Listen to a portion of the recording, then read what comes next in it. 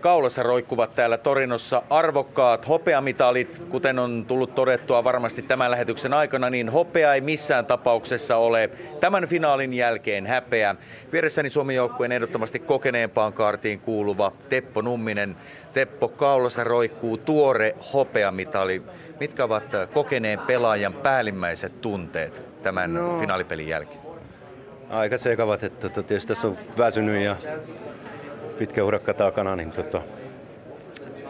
mutta hyvin taisteltiin. Varmasti tunteet ovat tällä hetkellä erittäin pinnassa.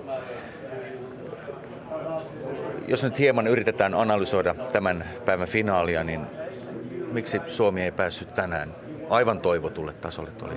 Ehkä ei luisteltu ihan niin hyvin mitä aikaisemmissa peleissä.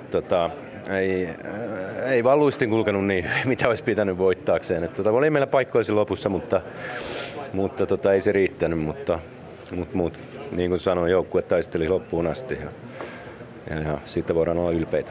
Teppo, kaikesta huolimatta ilmeisesti tämä hopea, joka roikkuu tuossa, on ehdottomasti voitettu hopea. On joo. On. Tää on... Oikein paljon kiitoksia ja hyvää jatkoa.